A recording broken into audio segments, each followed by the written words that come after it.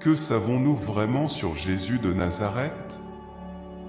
En dehors des histoires et des enseignements qui nous sont parvenus au fil des siècles, il existe de nombreux aspects intrigants et peu connus de la vie et de l'héritage de cette figure historique qui continue de fasciner des millions de personnes à travers le monde. Dans cette vidéo, nous entreprendrons un voyage de découverte pour explorer 10 choses sur Jésus qui vous surprendront probablement. Des détails historiques aux enseignements moins connus, nous plongerons dans la vie et l'impact de Jésus d'une manière que vous n'avez peut-être jamais vue auparavant. Préparez-vous à défier vos conceptions préétablies et à entrer dans un monde fascinant de mystères et de révélations. Commençons par le numéro 1. Beaucoup d'entre nous connaissent l'apôtre Jean, également connu sous le nom de disciple bien-aimé, mais peu de gens savent que Jean, tout comme Pierre, était un pécheur. Dans les récits du Nouveau Testament, nous trouvons le parcours de Jean, un homme dont le passage de pécheur à disciple de Jésus est un récit de transformation et de dévotion tout au long de son association avec Jésus. Jean est devenu l'un des disciples les plus proches de Jésus et a laissé un héritage durable en témoignage de la vie et des enseignements du Christ. Jean, fils de Zébédée, est né à Bethsaïde, une ville de pêcheurs sur les rives de la mer de Galilée, fils d'un pêcheur. Jean a grandi immergé dans la vie et le travail en mer. Avec son frère Jacques, il a rejoint l'entreprise familiale et est devenu un pêcheur professionnel, passant ses journées à jeter des filets dans l'eau, à lutter contre les vagues et à attendre patiemment la pêche du jour. La vie de Jean a pris un tournant inattendu lorsque Jésus est arrivé sur les rives de la mer de Galilée alors que Jean et son frère Jacques étaient occupés à réparer leurs filets. Jésus les a appelés à le suivre et à devenir des pêcheurs d'hommes. La Bible décrit comment les frères Zébédée ont tout abandonné pour suivre Jésus, laissant derrière eux leur ancienne vie de pêcheurs pour embrasser une nouvelle vocation en tant que disciples du Christ. Au fil du temps passé avec Jésus, Jean a connu une profonde transformation spirituelle et émotionnelle, devenant l'un des disciples les plus proches et les plus fidèles de Jésus, partageant des moments intimes et des enseignements profonds avec lui. Jean a été témoin des miracles de Jésus, a entendu ses paraboles et a été émerveillé par sa sagesse et sa compassion. Jean est connu dans les évangiles comme le disciple bien-aimé, un titre qui reflète la relation étroite qu'il entretenait avec Jésus. Cette désignation suggère une intimité spéciale entre Jean et son maître, marquée par l'amour, la confiance et la communion spirituelle. Jean était présent lors de moments significatifs de la vie de Jésus, y compris la dernière scène et la crucifixion, où Jésus confia à Jean le soin de sa mère, Marie, après la résurrection de Jésus. Jean a continué son travail en tant que témoin des événements qu'il avait vus et en tant que prédicateur de l'Évangile. Il a été l'un des premiers à arriver au tombeau vide et à comprendre la réalité de la résurrection. Sa foi en la résurrection de Jésus est devenue le centre de son prêche et de son enseignement. Il a proclamé avec audace le message de salut à toutes les nations. L'héritage de Jean en tant que disciple et témoin de Jésus perdure à travers ses écrits dans le Nouveau Testament. Il est l'auteur de l'Évangile de Jean, un récit théologique qui révèle l'identité divine de Jésus comme le Fils de Dieu. De plus, Jean a écrit 3 épîtres qui offrent instruction et exhortation aux premières communautés chrétiennes. Jean est également l'auteur du livre de l'Apocalypse, une vision prophétique du jugement final et du triomphe final du Christ sur le mal. L'histoire de Jean, le pécheur transformé en disciple de Jésus, est un puissant témoignage du pouvoir transformateur de l'amour et de la grâce de Dieu.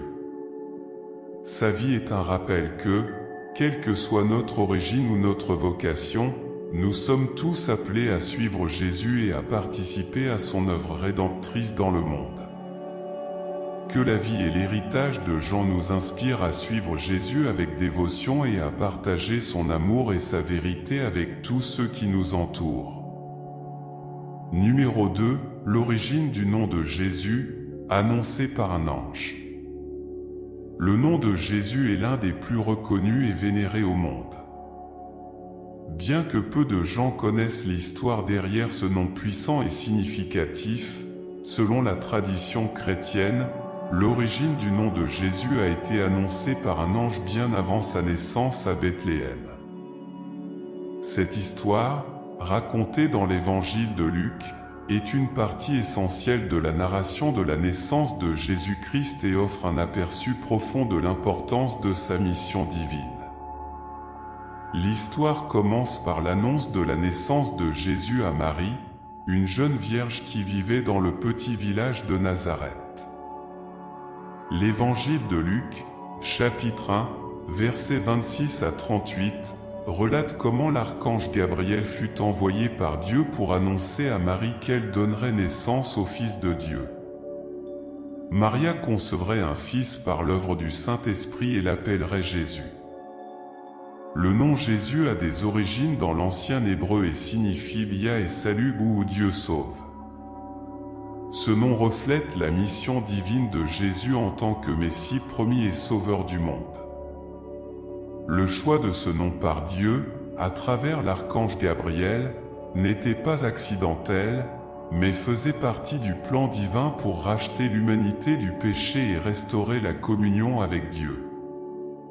L'annonce du nom de Jésus à Marie est un moment crucial dans l'histoire du salut chrétien, car elle marque le début de l'incarnation de Dieu sous forme humaine. Le nom lui-même incarne la promesse de salut et d'espoir pour tous les croyants, leur rappelant que Dieu est toujours présent pour sauver et rédimer. De plus, le nom de Jésus a une profonde signification théologique dans la tradition chrétienne. Selon l'apôtre Matthieu, le nom de Jésus a accompli une prophétie de l'Ancien Testament où il était prédit que le Messie serait appelé Emmanuel, ce qui signifie Dieu avec nous. Ce lien entre le nom de Jésus et la présence divine parmi l'humanité souligne la nature unique et divine de sa personne. La prophétie d'Ésaïe 7h14, citée par Matthieu dans son évangile, mentionne le nom Emmanuel comme symbole de l'accomplissement de la promesse de Dieu d'être avec son peuple. Dans le contexte biblique, le nom Emmanuel ne se réfère pas nécessairement au nom spécifique que Jésus aurait eu dans sa vie terrestre, mais plutôt à l'identification de Jésus comme l'incarnation de Dieu parmi les êtres humains. Jésus a été appelé par de nombreux noms et titres dans la Bible, y compris Jésus, qui signifie Jéhovah et salut. Mais le nom Emmanuel met en lumière l'idée de la présence divine et de l'accomplissement des promesses de Dieu envers son peuple depuis sa naissance jusqu'à son ministère terrestre. Le nom de Jésus a résonné dans les cœurs et les esprits de ceux qui l'ont connu et reste une source d'inspiration et de réconfort pour des millions de personnes dans le monde entier. Son nom représente l'amour, la grâce, le pardon et le salut, et continue d'être une lumière d'espoir dans un monde rempli d'obscurité et de désespoir. En résumé, l'origine du nom de Jésus, annoncé par un ange, est une partie fondamentale du récit biblique de la naissance et de la mission de Jésus-Christ. Ce nom puissant et significatif incarne la promesse de salut et d'espoir pour toute l'humanité, nous rappelant que Dieu est toujours avec nous, prêt à sauver et à rédimer ceux qui le cherchent avec foi et dévotion. Les individus entretenaient des liens forts avec leurs parents dans ce contexte. Les frères et sœurs de Jésus ont probablement joué des rôles significatifs dans sa vie, partageant des expériences de croissance, de soutien mutuel et de camaraderie. Il est plausible qu'ils aient été témoins de ses enseignements et y aient participé. Cependant, L'intimité de la relation entre Jésus et ses frères et sœurs soulève également des questions théologiques et doctrinales. Comment ces relations familiales s'harmonisent-elles avec la doctrine de la conception virginale de Jésus? Comment cela affecte-t-il la compréhension des théologiens et des chercheurs sur sa divinité et son humanité? Différentes perspectives ont abordé ces questions. Certains soutiennent que les frères mentionnés dans les évangiles pourraient être des demi-frères, fils de Joseph d'un mariage précédent. D'autres suggèrent que le terme frère pourrait être interprété de manière plus large, faisant référence à des proches parents ou disciples de Jésus. Indépendamment de l'interprétation théologique, le fait que Jésus ait eu des frères et sœurs met en lumière son humanité et sa connexion avec l'expérience humaine en tant que membre d'une famille. Jésus a vécu des relations familiales, des liens émotionnels et des responsabilités sociales. Cet aspect de sa vie offre une vision plus complète et nuancée de son identité et de sa relation avec son environnement familial et social. La question des frères et sœurs de Jésus reste sujette à débat et à réflexion dans le domaine théologique et académique. Cependant, quelles que soient les interprétations individuelles, cet aspect de sa vie nous invite à explorer plus profondément la complexité de son humanité et de ses relations. Détails possibles sur l'apparence physique commune de Jésus. La figure de Jésus-Christ a fait l'objet d'études approfondies et de spéculations au fil des siècles, tant d'un point de vue théologique qu'historique. L'un des aspects les plus énigmatiques et débattus concernant Jésus est son apparence physique. Bien que la Bible ne fournisse pas de description détaillée de son apparence, il existe quelques indices et références historiques qui nous permettent de spéculer sur à quoi il aurait pu ressembler physiquement. Pour comprendre l'apparence physique de Jésus, il est crucial de prendre en compte le contexte historique et culturel dans lequel il a vécu. Jésus est né en Judée, au Moyen-Orient, vers le 1er siècle après Jésus-Christ, dans une société principalement juive et sous la domination de l'Empire romain. Tout au long de l'histoire de l'art chrétien, de nombreuses représentations de Jésus ont été créées en fonction de l'imagination et des conventions artistiques de chaque époque et culture. Cependant, certaines de ces représentations ont contribué à consolider certains stéréotypes sur l'apparence physique de Jésus. En résumé, l'apparence physique de Jésus reste un mystère à bien des égards. Bien que nous n'ayons pas de description physique détaillée de lui dans la Bible, nous pouvons supposer qu'il avait probablement des caractéristiques physiques communes aux habitants de sa région et de son époque. Les représentations artistiques et culturelles de Jésus tout au long de l'histoire ont contribué à créer une image diversifiée et souvent idéalisée de lui.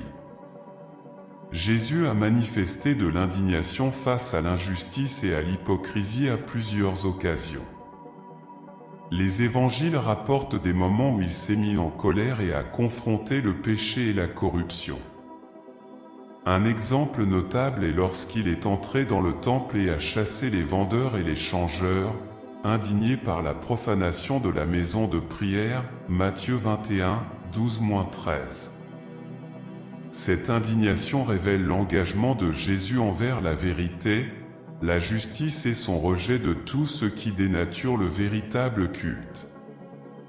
Jésus a également éprouvé de la tristesse, notamment face à l'incrédulité et à la souffrance humaine. Un exemple émouvant est la mort de Lazare, un ami intime de Jésus. Bien qu'il sache qu'il pourrait ressusciter Lazare, Jésus a été profondément ému par la tristesse de Marie et Marthe et a pleuré avec elle, Jean 11h35. Cette démonstration d'empathie révèle la sensibilité de Jésus à la douleur humaine et son implication authentique dans nos expériences de souffrance et de perte. Bien que les évangiles enregistrent également des moments de tristesse et d'angoisse, ils révèlent également la joie et l'allégresse que Jésus a éprouvées pendant son ministère terrestre. Par exemple, Jésus a exprimé sa joie en voyant la foi du peuple, surtout lorsqu'il reconnaissait son autorité et son pouvoir divin, Luc 10h21. Dans ce verset, Jésus se réjouit dans l'Esprit Saint en voyant le succès des 70 disciples envoyés pour prêcher l'Évangile. Cette joie reflète la satisfaction de Jésus en voyant l'impact transformateur de son message dans la vie des gens. Par-dessus tout, les évangiles mettent en lumière l'amour et la tendresse de Jésus pour ceux qui l'entourent. Depuis ses interactions avec les enfants jusqu'à sa compassion pour les pécheurs repentis, Jésus a manifesté un amour inconditionnel et désintéressé qui transcende les barrières sociales et culturelles, Marc 10h21. Ces émotions montrent non seulement l'expérience humaine de Jésus, mais aussi sa nature divine et son amour infaillible pour chacun de nous. Le sens de Bethléem par rapport à Jésus est profond. Bethléem, une ville de la région de Judée, aujourd'hui en Israël, est le lieu de naissance de Jésus-Christ, Fils de Dieu et Sauveur du monde. Le nom Bethléem signifie le maison du pain en hébreu. Cet endroit a une histoire riche, remontant à des milliers d'années, et est mentionné dans l'Ancien Testament comme le lieu de naissance du roi David. La naissance de Jésus à Bethléem a accompli une importante prophétie messianique de l'Ancien Testament, Michée 5h2, soulignant son importance théologique comme le lieu choisi par Dieu pour la naissance du Messie. L'église de la Nativité, à Bethléem, est vénérée comme le lieu exact où Marie a donné naissance à Jésus dans une étable. Cet endroit sacré est une destination de pèlerinage pour de nombreux fidèles et représente l'humilité et le miracle de la naissance de Jésus. Venir au monde de manière simple et humble représente également l'accomplissement de la promesse de Dieu d'envoyer un sauveur pour racheter l'humanité et restaurer la communion avec lui. Bethléem joue un rôle fondamental dans la foi chrétienne car elle marque le début de l'histoire du salut à travers Jésus-Christ. Bethléem est au cœur de l'histoire et de la théologie chrétienne en tant que lieu de naissance de Jésus, le Fils de Dieu. Son importance dépasse la simple géographie, représentant l'accomplissement des prophéties messianiques de l'Ancien Testament et le début de la mission rédemptrice de Jésus sur terre. Ainsi, Bethléem reste un symbole puissant de la foi chrétienne, nous rappelant l'amour et la grâce de Dieu manifestés dans la naissance de son Fils. La question des langues parlées par Jésus est fascinante et a suscité de nombreux débats et spéculations au fil des siècles parmi les érudits et les historiens. Bien qu'il n'y ait pas de réponse définitive, il existe des preuves suggérant les langues que Jésus connaissait probablement et utilisait dans sa vie quotidienne et son ministère en Judée au 1er siècle. L'araméen était la langue courante dans la région de Judée à l'époque de Jésus. En tant que juif né et élevé en Galilée, il est très probable que Jésus parlait l'araméen dans sa vie quotidienne, étant la principale langue de communication avec les personnes avec lesquelles il interagissait, y compris ses disciples, ses adeptes et d'autres juifs. De plus, l'hébreu était la langue sacrée des Écritures juives. En tant que rabbin profondément engagé dans les enseignements des Écritures, il est plausible que Jésus maîtrisait l'hébreu et l'utilisait dans son enseignement dans les synagogues et autres activités religieuses. Bien que le grec fût la langue dominante dans la Méditerranée orientale à l'époque de Jésus, surtout dans les zones urbaines et commerciales, il n'existe pas de preuve directe que Jésus parlait le grec. Il aurait pu être exposé au grec en raison de l'influence culturelle et commerciale des régions hellénisées proches de la Judée. De plus, Certains événements évoqués dans les évangiles, comme les interactions de Jésus avec les Romains et les Grecs, suggèrent qu'il comprenait au moins le grec. En résumé, il est probable que Jésus était compétent dans plusieurs langues en raison de la diversité linguistique de son environnement et de sa mission. L'araméen était sa langue maternelle et celle qu'il utilisait au quotidien. L'hébreu était utilisé dans des contextes religieux et éducatifs, et il est possible qu'il ait eu une certaine connaissance ou compréhension du grec en raison de l'influence culturelle et commerciale de la région. Ceci n'est que le début d'une série de vidéos consacrées à explorer les aspects merveilleux et moins connus de la vie de Jésus, son histoire et ses enseignements. Je vous recommande de rester attentif à la chaîne pour ne pas manquer les prochaines vidéos. Qu'avez-vous trouvé le plus intéressant dans cette vidéo? Laissez vos commentaires, aimez et partagez cette vidéo pour que cette grande leçon biblique puisse toucher davantage de personnes. Continuez à explorer, apprendre et partager amour et connaissance jusqu'à la prochaine vidéo. Que Dieu vous bénisse et vous protège toujours. Amen.